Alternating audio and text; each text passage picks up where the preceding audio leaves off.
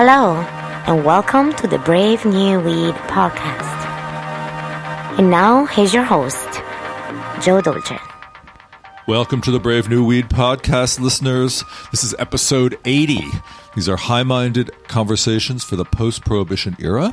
I'm your host, Joe Dolce, and joining me, of course, is my co-host, Matthew Hendershot. Matthew.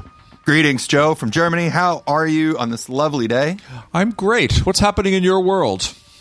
We had a conversation between you and I after the last episode, and we're like, we kind of have these little small talk, this little bit of banter, and instead of talking about the weather, which is what the whole world does, I thought it might be a nice idea if we talk about what strain you might currently be on, Joe. I'm having a really hard time here in Arizona because the cannabis I'm finding is just... let's just say not what I'm used to, okay? Not that I'm a big snob, but it's just sort of dry and dusty. The last strain I tried was called God. God? Okay. Yeah. I'm not a believer in God, and this did not change that opinion.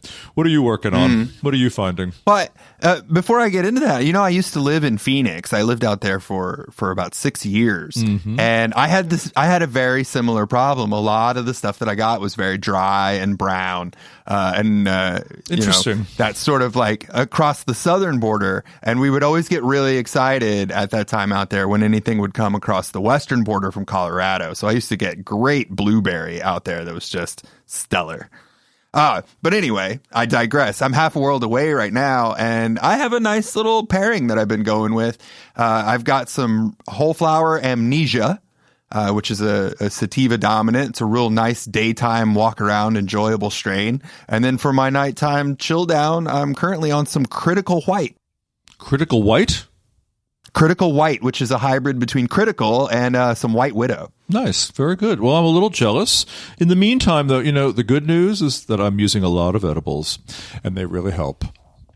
That's all I can say. They help get you to sleep in hard times. That's for sure. What is your edible of choice right now, then, Joe? Well, I'm using these Kiva chocolates. They come in chocolate bars. I picked some up when I was in California last, and they're very handy. They transport very well, and they really help. And I have also found that if you add a very small amount of melatonin, about 1 milligram, that it really helps ease you into a very nice sleep. And that, my friend, is a very natural segue just to tease you about what this episode is. Okay, I want to tell you that this episode is an interview with Dr. Kevin Spelman, a molecular biologist, and he is going to talk to us about how to mix cannabinoids with other plant medicines to boost their efficacy, power them up. Joe, I want to ask you something. Do you recall, it's been about 2 years ago now, when we very first started this podcast, do you recall a conversation that you and I had where I was asking you directly about alternatives to tobacco to put into a spliff? Oh yeah, sure. Could you mix in lavender to pull out that that terpene to offset all that stuff? I was so excited when you brought this interview across, and as I listened to it, I was like, this guy is talking about exactly what I was talking about. All right. So I had pen to paper. I was meticulously note taking. This one is great. Great. Before we get into the interview, I want to just share a little comment that came in our way from a listener called Adam Ronchetti. Adam writes this. He says, "One property I've always enjoyed is how cannabis is able to extend the perception of time.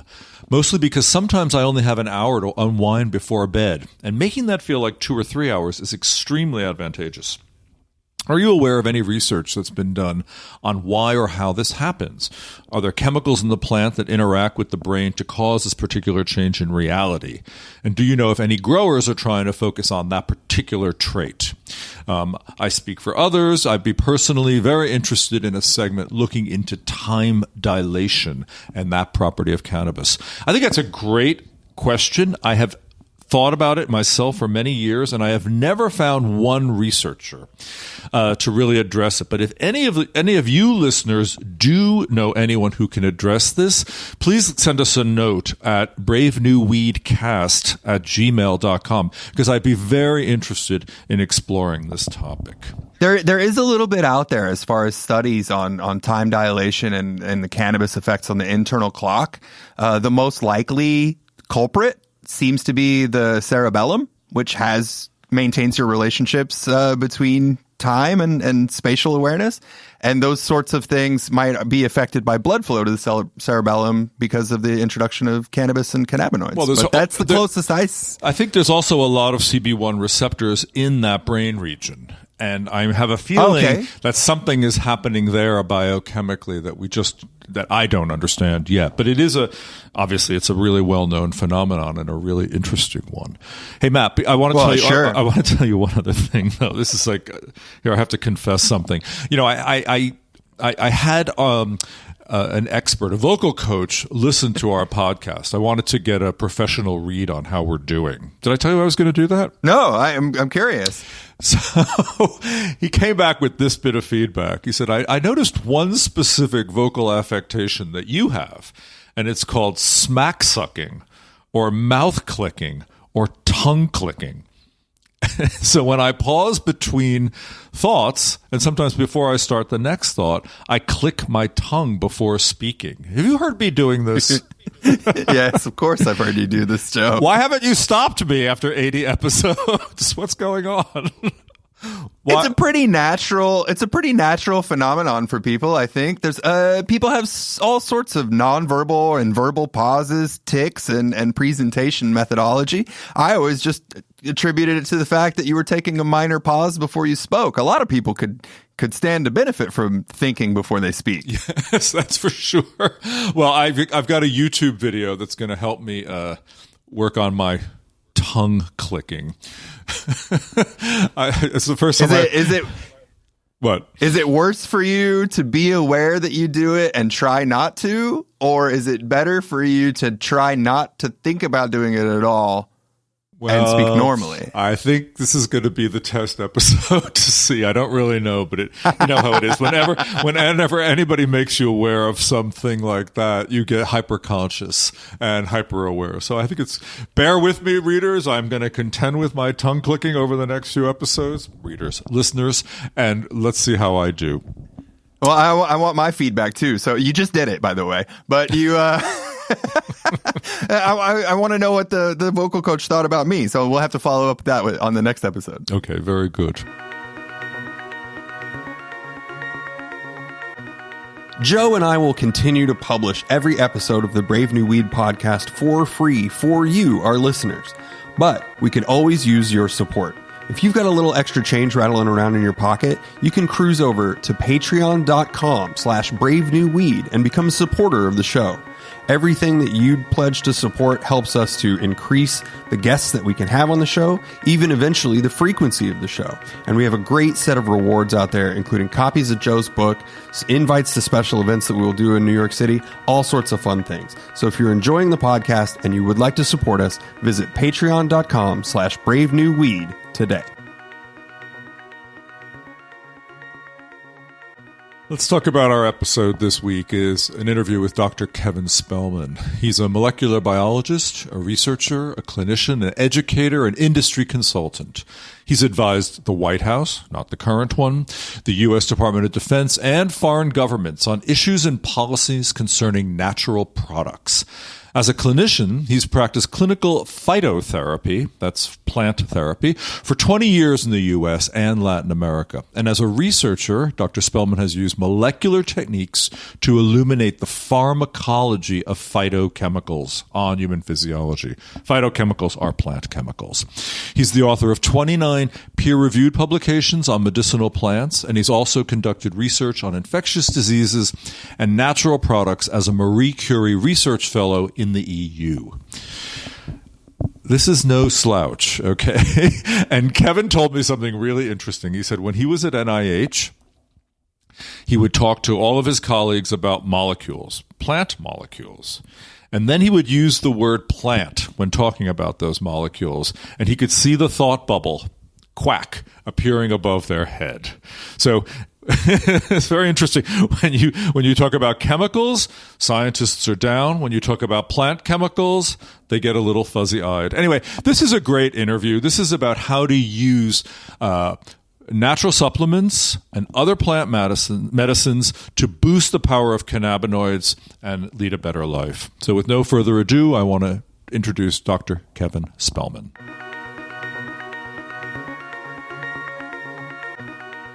Kevin Spelman, I'm so happy you could join me on the Brave New Weed podcast. Well, thanks, Joe. It's a pleasure to be here. Kevin, where are you? Where are we speaking to you from? I'm in Ashland, Oregon. I've always wanted to go there. It's supposed to be a great little town. It's a super town, yeah. Although it's, as you can imagine, it's a ghost town these days. Well, everywhere is, really. I'm in Tucson, Arizona, and sometimes I'm the only person I see on the street for miles. Right. Will you identify yourself for our listeners? Tell us what you do, and tell us what you do. Sure. I academically am trained in molecular biology. Did a postdoc at National Institutes of Health. I did a fellowship as a Marie Curie Fellow in the European Union, and I've been really fortunate in terms of my research life. I've pretty much done nothing but medicinal plants. I was also a clinician for a couple of decades, practicing a blend of Ayurvedic medicine, naturopathic medicine, Western herbalism, side to side with physicians and DOs and FNPs.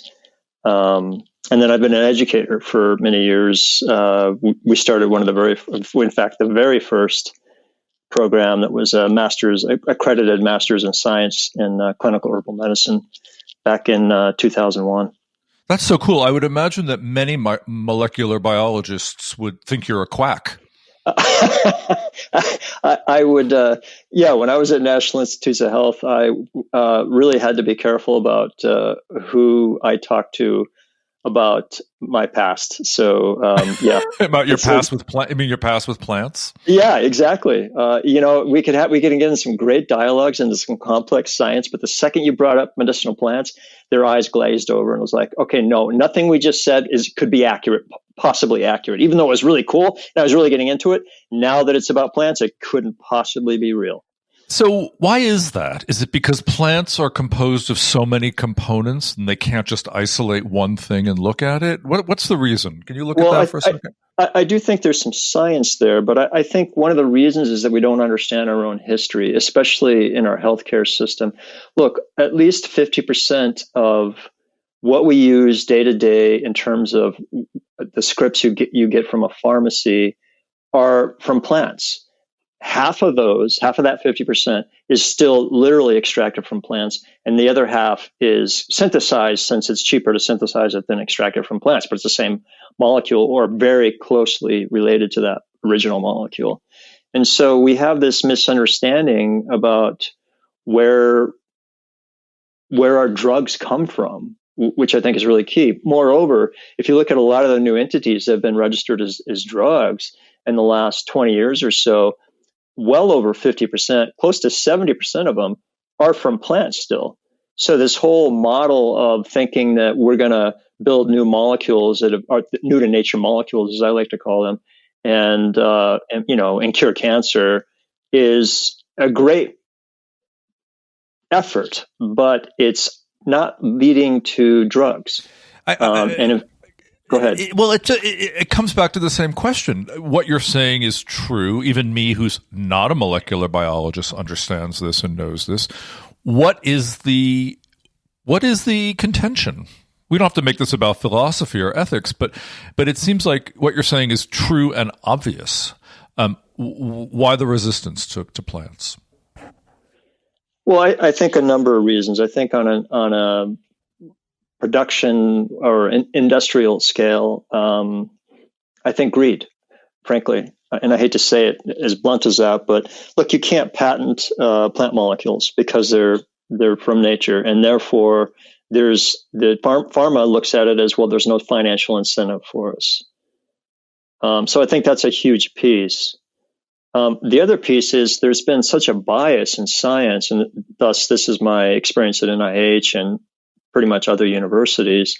There's been such a bias in science against plants, that medicinal plants, less so food plants, but even nutrition. In the 90s and the early 2000s, I don't know what it is now, but if you looked back at the medical school programs, more than half the schools didn't even have a nutrition training for physicians. And those that did, those training programs or those courses in nutrition were often optional. And so we have big pharma with their fingers in medical school curricula. And I firmly believe, and I know that there's others out there that think the same thing, that what's happening is we are drugging conditions that are basically nutrient deficiencies. Can you be specific? I mean, yes, I understand most doctors, well, many doctors I have spoken to say a molecule is a molecule. It doesn't matter where it comes from. But can you be specific about that idea of drugging nutritional deficiencies, please? Oh, well, let's take the example of depression, which is so rampant in our culture. And there are several potential nutrients that have shown really good evidence to have a pretty profound effect on nutrition. And interestingly, if you look at countries that have the highest omega-3 intakes, in other words, the essential fatty acids of omega-3, usually from fish oils, we can also get them from plant-based oils as well. There's a difference in those, and we can talk about that later if necessary. But the countries that have the most fish consumption basically have the least depression. So that strongly points at the fact that, in fact, there could be an issue with essential fatty acid consumption in depression. Moreover, SNPs are common in terms of folic acid and B12. That could also be an issue. And I've known more than one patient that did really well, came off their meds by using, folic acid and B12 together, or S-adenosylmethionine, which is part of that whole methylation process. So there's lots of evidence to support that fact. Moreover, if you go back to 1967 with Linus Pauling's original article where he used the term orthomolecular, and by the way, that article not only did it start the whole orthomolecular idea that people may need more nutrients than other people, certain people may need more nutrients than other people. It also took physicians 10 years to figure out what he was saying, because he was talking about enzyme kinetics. And at the time, we didn't know about SNPs, single nucleotide polymorphisms. But in fact, what he was pointing at, he was hypothesizing in essence about SNPs. He was saying certain genetic conditions may preclude needing more nutrients to make an enzyme operate properly. In other words, those cofactors, say magnesium, for instance, you might need more than the normal person out there, whatever normal is. I think normal is a setting on a dryer. Let's say the standard person out there. So I think we're really missing it as a medical system, and I think we could change our expenditures pretty quickly if we started looking at prevention through not just medicinal plants, but nutrients as well. I couldn't agree more. So are you somebody whose refrigerator is full of bottles of supplements? I confess. What are the supplements you're taking every day? I'm just really curious. It ranges from things as simple as multivitamins to extra magnesium to fish oil, and then gets into plants. I'm a big fan of the anthocyanins, which you find in dark berries. Big fan of things like Withania somnifera, also known as ashwagandha. It's all over the map. You taking any mushrooms? I did for years, and I really love the mushrooms. Unfortunately, due to a leaky gut condition I had, I developed an allergic response to mushrooms. No kidding. Wow. Yeah, during therapy. So I was unfortunately really stressed out at the time and not taking care of myself well. And it brings up another point. It's not all about just nutrition and medicinal plants by any means, but the way we care for ourselves and our coping skills. And we're not taught coping skills unless we go out of our way to find them, right? That's something we should be teaching in grade school. Can you like Daniel Goleman suggested in emotional intelligence, right? Yeah. The idea of training children to be present with their feelings and to be aware of other people's feelings around them. It's so key. So one more thought on coping mechanisms. Here we are in the world of COVID. This will undoubtedly run, and COVID will still be going while it's running. Is there any coping mechanism that you recommend that you've stumbled upon in the last few weeks to help you or anybody else you know cope? Well, I mean, it just goes back to healthy lifestyle, right? Good quality sleep. So, I have to temper myself because I'll end up reading about COVID in the middle of the night. So it's like, okay, no, I can't do this. I need to sleep. So sleep is key. Exercise is really key. And I know that there's states now where people are locked down. Fortunately, in Oregon, we're not locked down. We're definitely observing social distancing, but I've been in the mountains a number of times just to be around a good quality environment where I'm inhaling terpenes, what they call forest bathing, and also just to get some exercise, climbing up the mountain to make sure I get some good quality exercise. Forest bathing. And then, I've never heard that expression. I like it. Forest bathing. Shinrin-ku in Japanese. The idea is there's some great research on it too. The Germans and the Japanese did some very nice research where they had a control group that would, for example, walk through Central Park, and then they had a group that would walk literally in the woods somewhere for the same amount of time. And over the years, what they found is, this isn't all one study, but over the years, what they found is that blood pressure goes down, stress hormones go down, immune function goes up, sleep quality goes up. In other words, you more resilience to your environment by just inhaling. This is the hypothesis currently, that you're inhaling terpenes. We're not exactly sure why this happens. I think there's probably more to it than that. But by walking through the woods, you're literally inhaling the terpenes that plants are exchanging with each other to communicate. And so therefore it has an impact on your health. Well, being a lover of terpenes, I'm wholeheartedly supporting that theory, and I hope it pans out. But tell me about your nutritional coping. I mean, I think this is something people would be interested. I'm certainly interested. Anything you're doing, increasing or decreasing, just to sort of keep whole? Yeah, I think that upping your vitamin C, there's certainly nothing wrong there. It's completely water soluble, and so it's completely safe. More zinc. You need to be careful there. I would keep your zinc levels below about 60 milligrams a day, unless you actually are ill, and then you could do higher levels. Selenium, I think too, as well, in terms of nutrients. And then in terms of herbs, echinacea and astragalus, I think make a lot of really good sense. Ligustrum makes good sense from the Chinese pharmacopoeia. I think there's a number of herbs that make good sense to just keep immune system buffered and ready to go and on alert. Excellent. So the reason we're talking is because I'm very interested in the work you do, especially blending some of these nutraceutical supplements, herbs, with cannabinoids to either enhance their effects or increase their potential. And I'd really like to dig into this a little bit with you. Is there any? First of all, I haven't really read a lot of research about mixing supplements, nutraceuticals, plants. You can talk about it however you want to talk about it with cannabinoids. So what do we know exactly, or do we not know anything at this point? Well, so we do know some things. So in terms of mix, so first of all, in terms of combining ingredients, such as either nutraceuticals or other botanicals with cannabis, it's a natural step. Any herbalist that's worth their salt, or any naturopath that's worth their salt, is naturally going to think to do that. It's not a rocket science idea. It's a very natural step.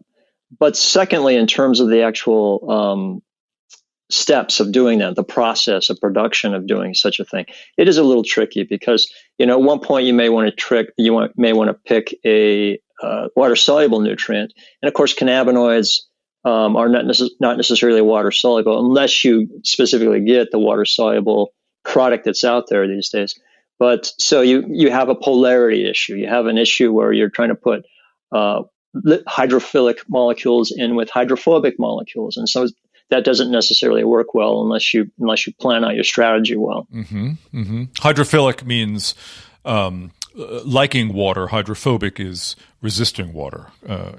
So just want to define. Exactly. So cannabinoids are hydrophobic or lipophilic, fat-loving. They like fat. That's why, this always struck me as so insight into the obvious. But in India, if you drink a bhang lassi, which is ground up cannabis in yogurt, it increases the uptake. And why is that? Because yogurt is a fatty substance. So it's so fascinating to me that, 5,000 years ago, somebody figured this out before the word lipophilic was even thought about. Well, and if you look at some of the strategies that are being used for bioavailability, piperine is one of those strategies that has come to light due to the curcuminoid problem. The curcuminoids are highly hydrophobic, lipophilic, and therefore their PK, their pharmacokinetics, their bioavailability is quite poor. And by adding some piperine into that, you get enhanced bioavailability. And so coming back to Ayurveda, they had something called trikatu, which basically translates as three. In their case, they don't say tri, they say three, and katu is pungent, so 3 pungents. So black pepper, long pepper, and ginger were the compounds that they put together. And they would add those in small amounts to many of their formulas to enhance the bioavailability of the other actives in the formula. So you see exactly the same thing happening in cannabis right now. People are adding piperine, or in some cases, if they're a little more granola eating, tree hugging people, they're adding trikatu or just black pepper. What is piperine? Piperine is an alkaloid that you'll find in both long pepper from the Ayurvedic pharmacopoeia as well as black pepper. Interesting. Okay. So there was a lot in that last sentence, so I want to break it down a little bit. So what, other than black pepper and maybe ginger, what other supplement, let's call them botanicals, I like that word, would mix well with cannabinoids? I'm thinking in particular, so I'm thinking, look, I want to go to sleep at night. I have been taking, I don't know, a low amount, 1 milligram, I think, of melatonin, maybe with an edible. And, it seems to be working, I have to say. I mean, it keeps me sleeping longer. I've had insomnia periodically for, 15, 20 years. This seems to be a very nice formula. I have no idea whether melatonin is lipophilic or whatever, but it seems to work. Does it work, or am I just doing self-fulfilling prophecy? No, well, we all do self-fulfilling prophecies, but in this case, Joe, I think you're clear. Okay, good. Melatonin is hydrophilic, by the way, more water soluble than soluble in oil. But no, melatonin works really well to increase duration of sleep and deepness of sleep while you're using it. And by the way, if you're changing time zones, you can use it to your advantage as well. I like the mix of that and the edible because it seems that, by the time I get to sleep, that edible kicks in and keeps me dozy for about, 6 hours, which I think is a triumph. Yeah, if you have insomnia, 6 hours is a great stretch, right? Yeah. So I'm curious, what other easy things to mix, like just being a punter like me, going to the health food store and getting some stuff. What else can I do to sort of potentiate my cannabinoids? Well, so if you're thinking about bioavailability, just having it in oil, as you more or less pointed out, with a mango lassi or a bong lassi, will help. So just putting it in oil like sesame oil. In fact, one of the I think it's dronabinol, or I don't remember if it's dronabinol or nabilone, but one of the drugs out there that's basically THC or a derivative of THC. That's the key that pharma has used. They put it in sesame oil, put it in a capsule, and amazingly, it goes from being Schedule 3 to Schedule 1. Amazingly. Huh. Isn't it amazing? No, Schedule 1 to Schedule 3 is what it does. Yeah, it's just amazing. But are you suggesting that I actually drop my little wedge of chocolate into oil and then suck it down? Well, so that's one option, or perhaps even putting it in milk and making a hot chocolate drink out of it.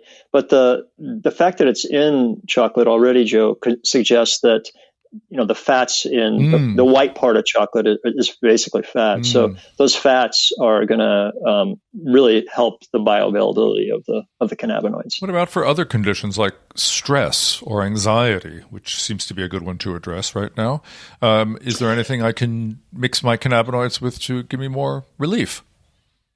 Sure. So ashwagandha is a well-known adaptogen and works really well for anxiety. And by the way, for improving sleep quality. The withanolides and the withaferin in there, consider the actives. And believe me, I don't think that those are the only actives. I think we get a little sidetracked sometimes in phytochemical research or medicinal plant research by zeroing in on a family of phytochemicals and thinking those are the actives. And then later on, we find that another group is active. And later on, we find yet another group of phytochemicals is active in a plant. But in the case of Withania somnifera, you could definitely put that in oil, an extraction in oil, with your cannabinoids, and you'd probably have enhanced sleep quality right there. What is it? Withania? Withania somnifera, also known as ashwagandha. Ashwagandha. Okay. And what about for stress? I mean, that might put me to sleep, but what about for stress? Just easing anxiety? Is there anything? Same. That would be helpful. You could use for anxiety. You could use Ziziphus, also known as jujube.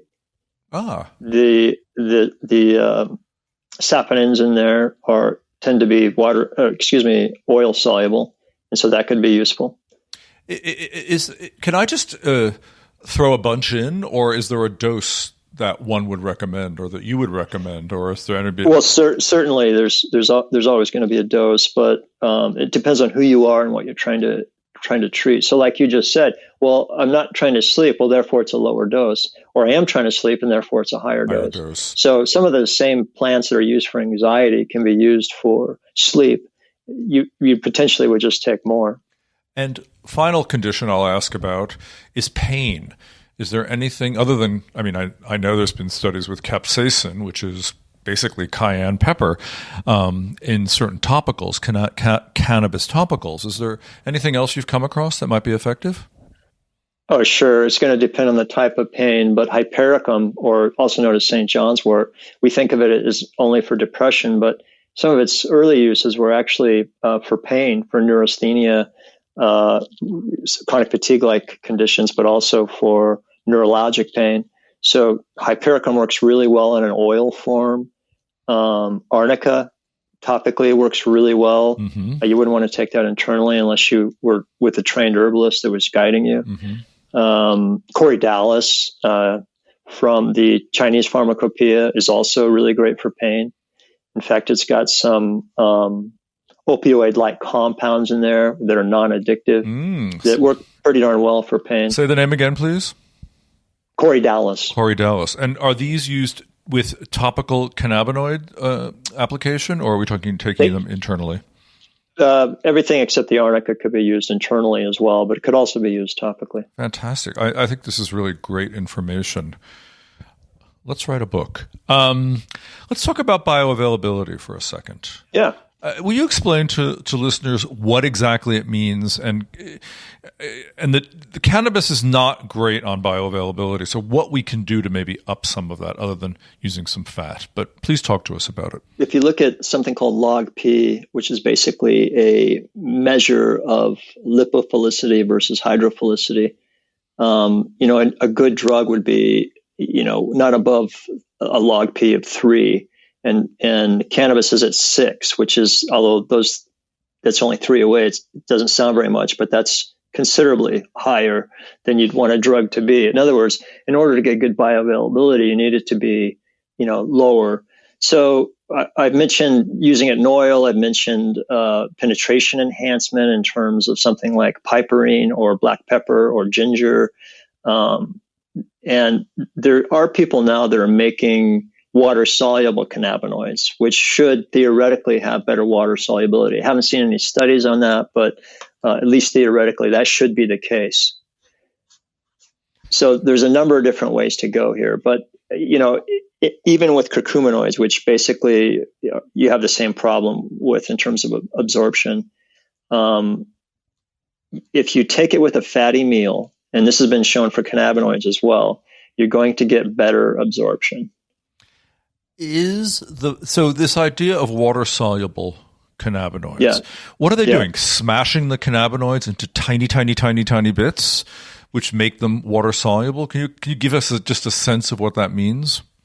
Sure. So that's one way to do it, and then you put it into a carrier of sorts that this is basically fully polar, fully water soluble. Emulsion, nano emulsion can be a good strategy. Now, most of what's called nano emulsion on the market is actually not nano emulsion. To be considered nano emulsion, it's got to be below 100 micrometer size, and most of the stuff isn't. So it's really micro emulsion. So I hate to split hairs, and literally in this case we are splitting hairs, but that's the case. So beware of what you buy. And once you get that small, then penetration through the gut gets much better. The question is, and I'm going to definitely upset some of your listeners probably, is do you really want cannabinoids going through any cellular compartment in the body? Because with nano, that's what you get. And so I'm still unclear in terms of, being a conservative scientist, not really conservative due to what I'm interested in, but certainly in terms of safety, conservative. Is that really the best way to get cannabinoids, is have it penetrating every single cellular compartment in your body? And I don't know the answer to that. Does anybody know the answer to that? I doubt it, right?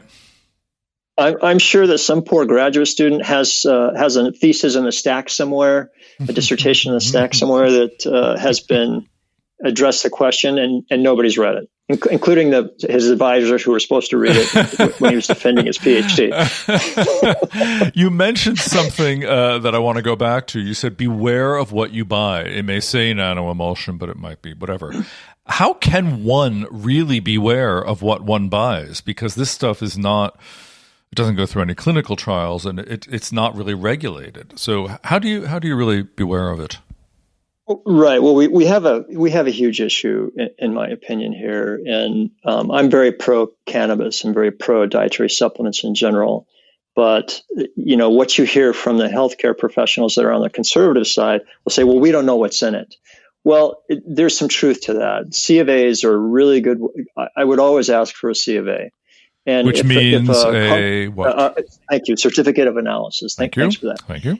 So, certificate of analysis. If a company can't hand over a certificate of analysis to you, walk away from the product. But here's the other problem. Without a C of A, basically it means they haven't done any testing. I recommend the same thing. But having read C of A's, the problem is you need to be a molecular biologist to really understand it. This is not stuff that's really translated to Joe Dolce or any Joe, basically, right?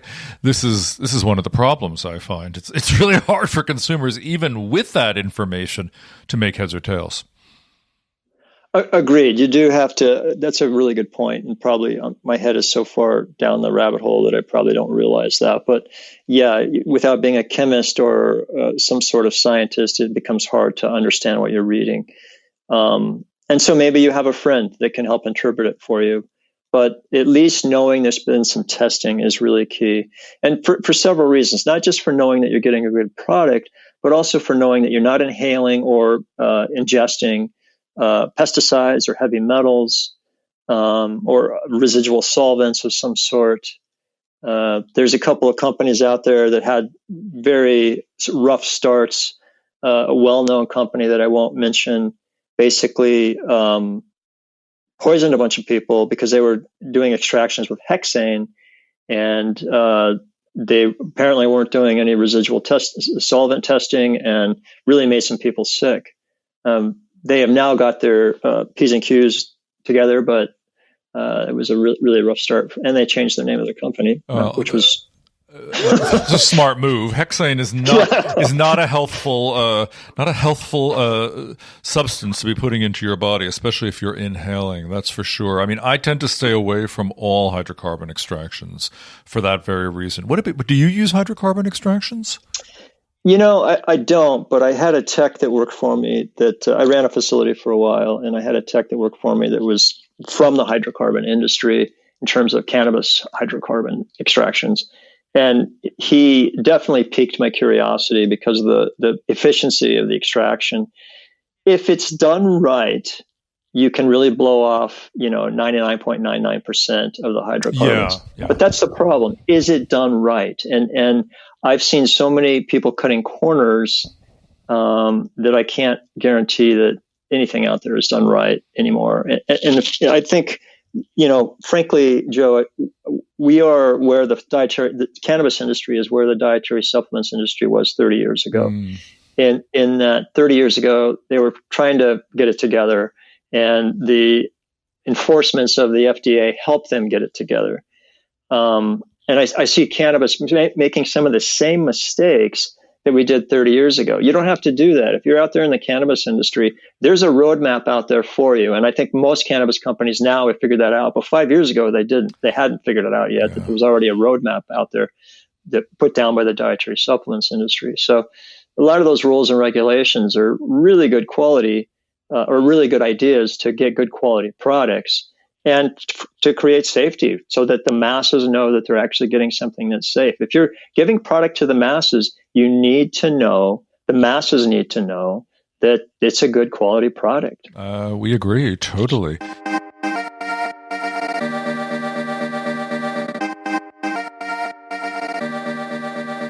Let's talk about microdosing in cannabis, or microdosing in any plants for that matter. Is there such a thing as microdosing with cannabis? Absolutely. I do think there's such a thing as microdosing. And if you look at a wonderful paper put out by a good friend and colleague, Dustin Sulak and Bonnie Goldstein, and there's a third author on there. Forgive me for forgetting your name at the moment, sir. They did a really nice paper called something about in the title is artisanal cannabis. Okay, I'll look for it.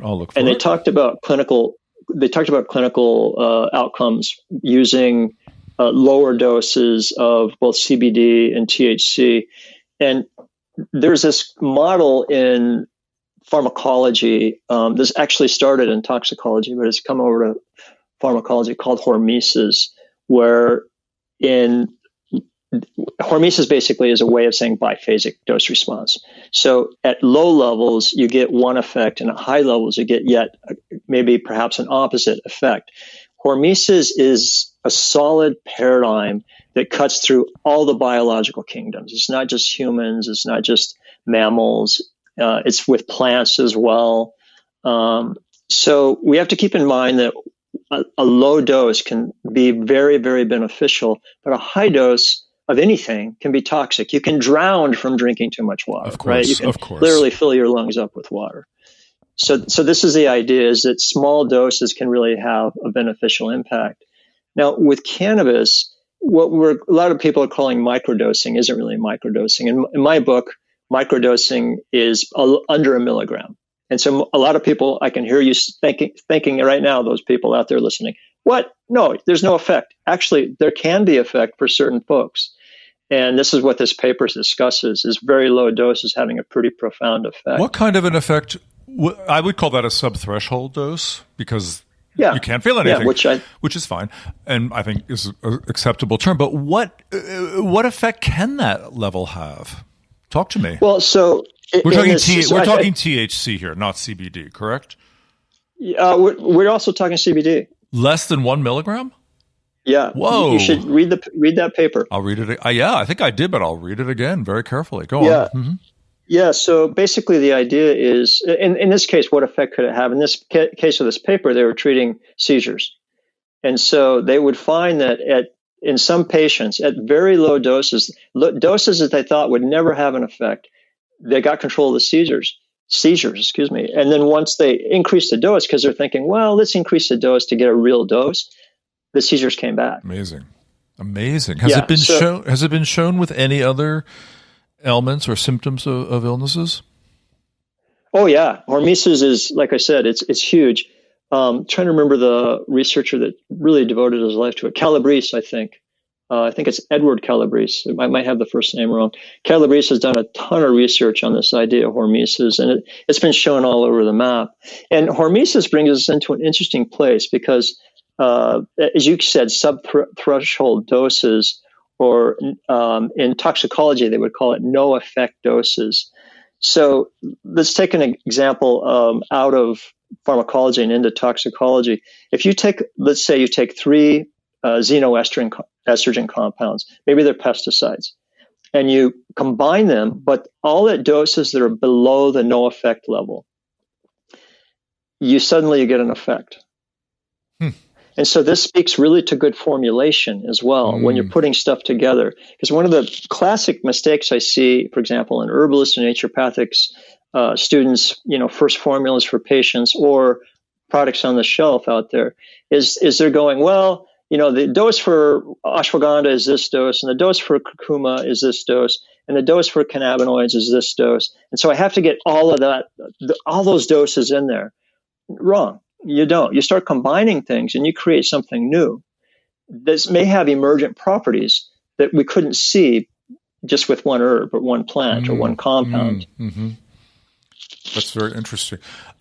Back to this idea of hormesis and subthreshold dosing. Are there any other conditions that anyone has seen using cannabinoids in particular where tiny little amounts make a big difference? I know I have a friend who uses very small amounts for pain control. And I mean, he'll use 15, 20 milligrams of CBD with maybe 1 milligram of THC, maybe 1.5 or 2. He changes it. But he claims that he gets great results. I don't know if it's generalizable across the population, but I thought that was really interesting.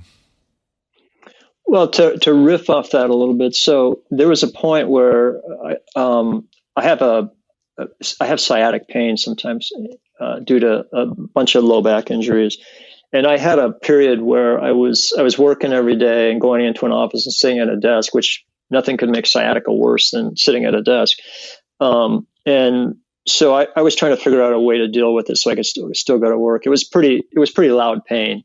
I'd say it was in a 6 or 7 out of 10 range. And so I finally found a dose of THC. I didn't want to use THC while I was at work because my job demands being critically observant in terms of paperwork, in terms of lab processes, that sort of thing. And so I was really wanting to stay away from THC. I finally did find below threshold dose, as you're calling it, dose where I could actually go to work, be clear-headed, and still operate without a lot of pain. And so that was actually very effective for me. Do you remember what that dose was? I don't, because it was a combination of CBD and THC. And so I would have to go back and look at my books. But my estimate was that I was getting less than about 1.5 milligrams of THC. And were you combining them yourselves, like here's a dropper, boom, here's a dop? Into the little CBD tablet, it goes into my mouth, or capsule of CBD. No, I wasn't. But ultimately, I'd like to see a product out there that had a bottle of THC and a bottle of CBD tincture, and you could mix and match for whatever condition you're dealing with. With a calibrated measuring drop. Exactly. Yeah, me too. I think that's the easiest. With a little instruction, I think that's a super easy and great way to sort of be able to adjust your own intake and really use the medicines for your own condition and listen to your own body. In a way, it puts the power back in the patient. If the patient wants the power. I mean, there are certain people that clearly don't. But what do you think about that? Do you think it's a... Well, I think you bring up a really good point. If we can be responsible and have the patients take charge, I think that's a great strategy. But you bring up the fact that most patients. Let me rephrase that. Yeah, please cut that. Okay, that will be cut. You bring up the fact that some patients don't want to be empowered. They want somebody to tell them what to do, and that is the old model of medicine, right? Tell me what to do, doctor. And so that becomes a bit of an issue because ultimately our health is dependent on us, especially with COVID-19 around us right now, right? The government's not going to help you right now. Try to get a test, even though they say that there's 100,000 tests being done a day. I don't see that happening. Well, Jared Kushner's saying that. Let's be very clear, okay? The ever-truthful, ever-reliable, always successful Jared Kushner. And now we're going to get hate mail. I think the listeners of this podcast pretty much know my political points of view. They've long abandoned me if they're staunch Trump supporters, okay? And I'd love to convert them, but I don't think they're coming my way anytime soon. I like What I like about what you're saying is, of course, is that there is science behind it. And even though many scientists don't give plants any credence, I actually think they're really behind the times. It just seems to me there's so much energy right now about plants and psychedelic mushrooms and all sorts of botanical products that have been with us and been used by society so effectively for so many centuries, if not millennia. And right now, I feel a rush towards it. And, I could be making it up, or I could be, mildly observant of what's going on in the world. But I really do sense it. I mean, I just saw this movie called Fabulous Fungi, or Fungi, which is really featuring the work of Paul Stamets. Have you seen it yet? I haven't, but I know Paul. It's stunning, and it's stunning to look at, and B, his theories are very broad and very wide, and go obviously well beyond mushrooms, as you know, and his science is pretty damn impeccable as far as I can tell. As an outsider and not being a scientist, but. He's a very impressive guy, and I highly recommend it. I'd love to know your thoughts on it. I recommend it to the listeners of this podcast as well. You can stream it now. I think it's $4.99. You can rent it, and it was a great hour and a half of entertainment, I thought, and not only entertainment but really strong information. And do you think I'm using too many plant substances, or do you think that people are coming around to plants right now and plant medicines? Well, you're asking somebody with a pretty strong opinion that, in my opinion, is based on science. Here's what I think is happening. I think that the sicker we get, the further we get away from plants, the sicker we get. And I think that there's such a thing as a phytochemical deficiency, or a phytonutrient deficiency, depending on whatever word you want to use to describe the amount of plant compounds that we ingest. I think that Mark McCarty put forward a hypothesis back in the late 90s called the phytochemical index, and you could use a phytochemical index to basically predict disease outcomes, or even the amount of morbidity we have in our culture. So, in other words, by looking at the number of plant compounds plants that people were eating, and he didn't include white potatoes in this, by the way. He suggested that higher that number is, that would be your index, the lower your disease burden is.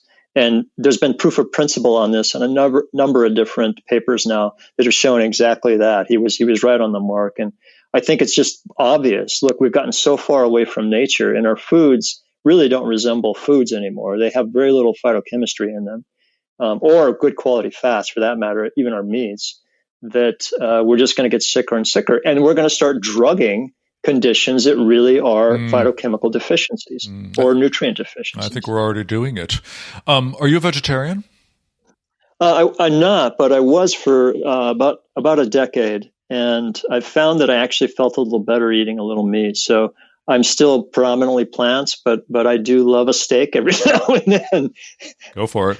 I did have an interview recently on this podcast with a very smart guy named Ben Chiarelli, who does biosynthesis. He's trying to, I'm going to say it wrong, Ben, forgive me, but he's trying to, he's biosynthesizing specific cannabinoids, right?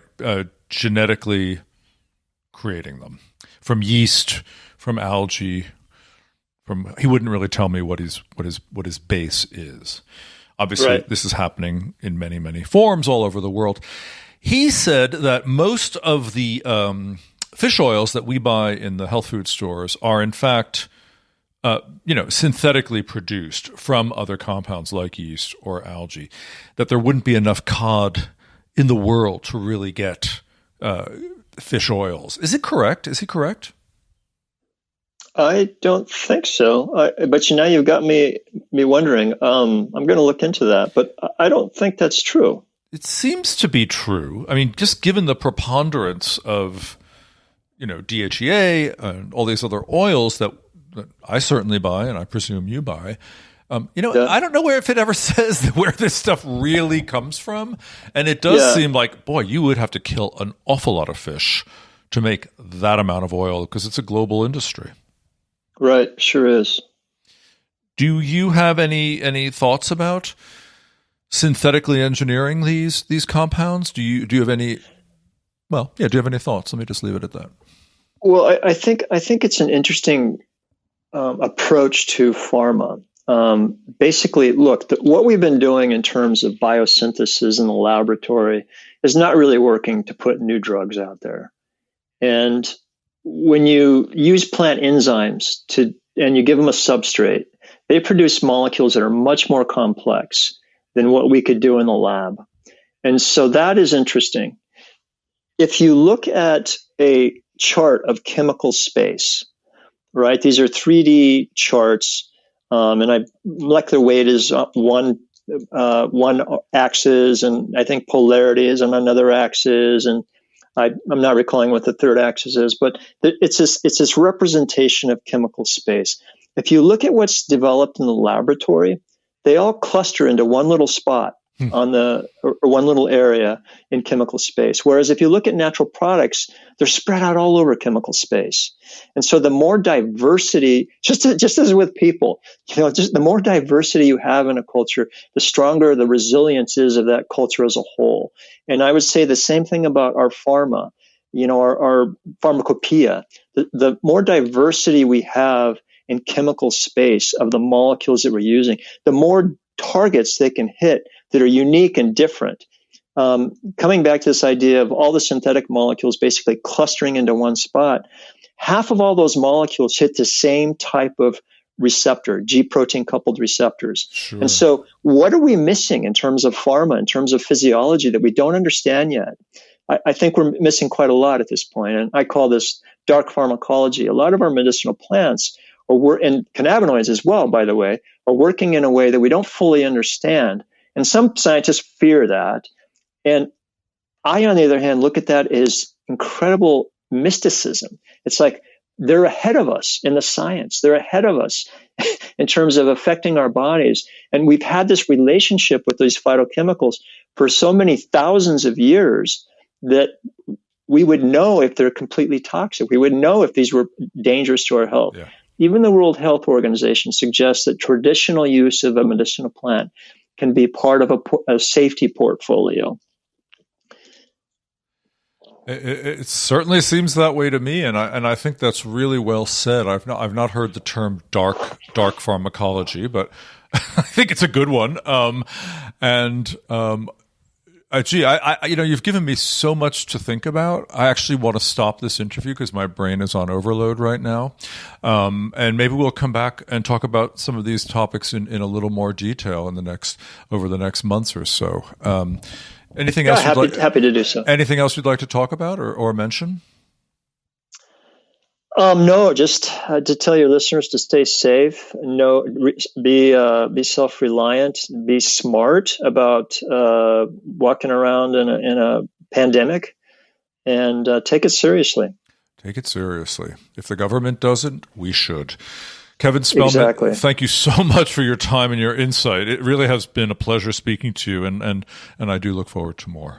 Thank you. Thanks, Joe. I really appreciate it.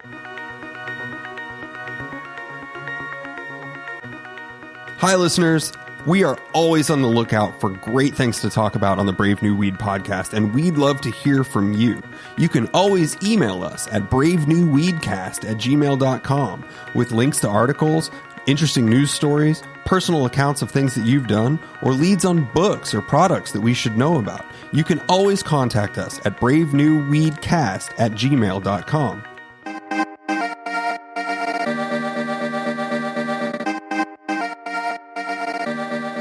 Joe, a funny story that I like to recount about my experiences in the world of cannabis was the full coming out to my acupuncturist and doctor in New York some years ago. Of course, in the conversation about getting checked up and all of this, he's asking, if I'm taking drugs or what I'm doing for my diet. And I openly admitted to him that I was regularly consuming cannabis. He asked how I was doing it, and I said at the time that I was smoking it or trying mostly to vaporize it. He said, listen, you're a grown person. You should really probably stop putting this in your lungs. maybe tried dissolving it in milk. Ugh. I laughed at the time. I laughed at the time. I mean, I couldn't figure out if he was joking, like it was a shot in the dark kind of thing that he was just guessing at, and when I got together with my friends and I discussed this, I was having fun with my doctor making this suggestion. I didn't know if he was joking or if it was like super secret tech that I didn't know about yet, right? So hearing that come up was such a moment where it's like, oh, maybe a little bit of milk would help because that fat solubility is going to help with the internal uptake. It was just such a random dart that hit me in such a funny way. I absolutely love the conversation. But thank you for bringing this to us. My pleasure. So but I want to remind you of something. In India, right, in many celebrations, they blend cannabis into yogurt. It's called a bhang lassi. And they have been doing this for 5,000 years.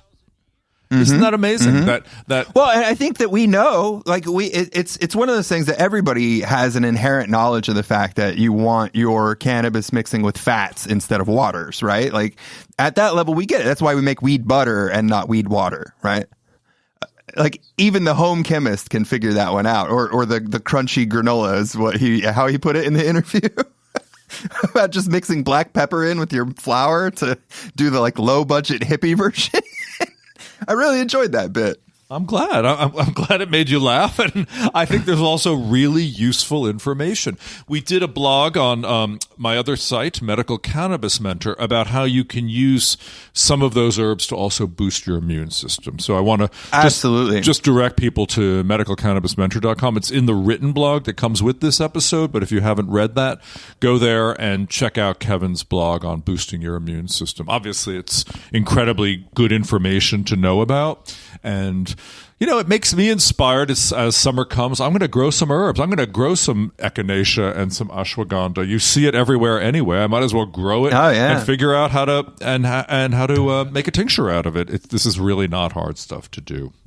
Anyway, well, and like urban gardening in the time of Corona is a perfect way to pass the time, right? Growing those herbs. Yeah, I think it's a great thing to do. Actually, it puts you right in place with the cycle of life, and that's where we need to be right now, right? Yeah. Sounds good, man. Matt, thanks for joining me for another episode. Always good pleasure to talk to you. Share this widely. Share this with your friends, and listeners, do the same. This is great information. It's not well known, and I want to know more about this. This is called, I'm putting a new name on this, integrative cannabinoid therapy. How's that? I like it. I'm going to integrate some cannabinoid therapy because I think now for the rest of my day, I'm going to go out and do some Waldbaden, which is forest bathing. Are you going to really do forest bathing?